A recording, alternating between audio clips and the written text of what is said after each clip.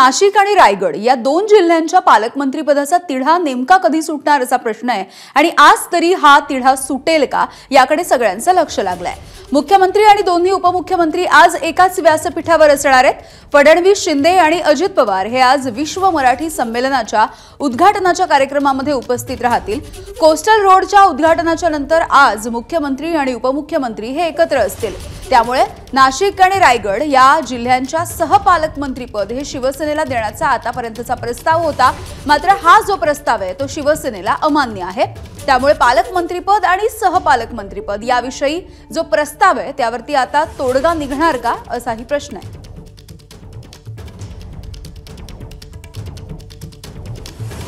तर याआधी मुख्यमंत्री आणि उपमुख्यमंत्री कधी कधी एकत्र दिसले होते, आपण बघूयात।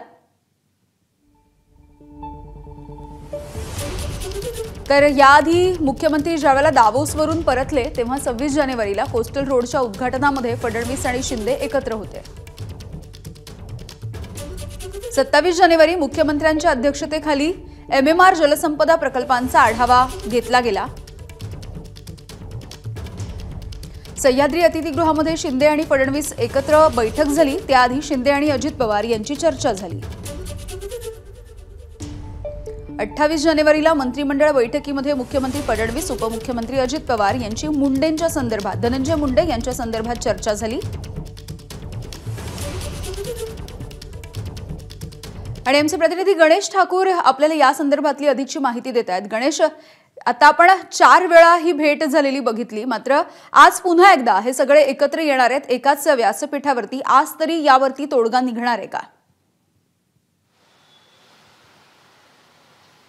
यामिनी, मला वाटत नाही, कारण आज ज्या व्यासपीठावर तिघं एकत्रित येत आहेत त्या कार्यक्रमाच्या निमित्तानं ते येत आहेत।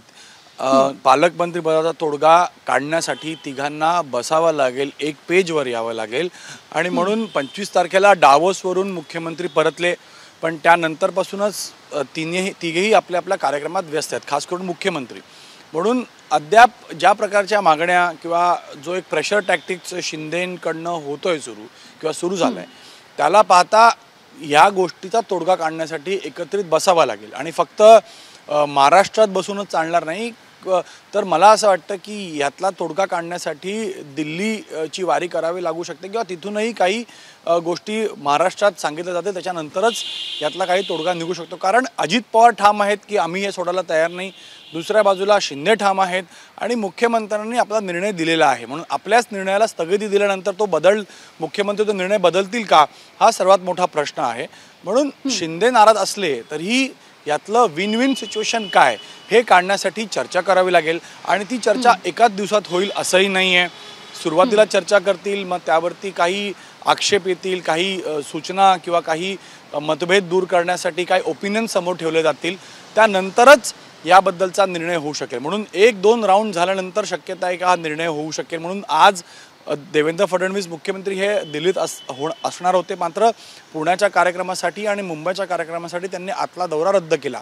उद्या ते दिल्लीत जाण्याची चर्चा आहे, पण उद्याही जाणार नाही अशी अद्याप माहिती मिळते। म्हणून उद्या ती बैठक होते का त्याच्यानंतर होते, परवा होते, हे पाहावं लागेल। मात्र उद्या परवामध्ये ही बैठक होऊ शकते पहिल्या राऊंडची आणि या पहिल्या राऊंडमध्ये शिंदेंना, अजित पवारांना घेऊन मुख्यमंत्री बसतील।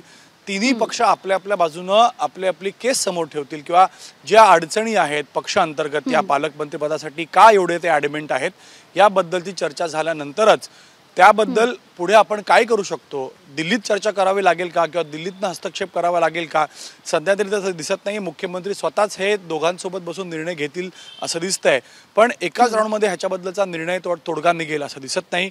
कारण खूप ताणलं गेलंय आणि ती दोन्ही पक्ष म्हणजे शिवसेना आणि राष्ट्रवादी दोघांचं म्हणणं आहे की आम्हाला हे पालकमंत्रीपद हवं आहे।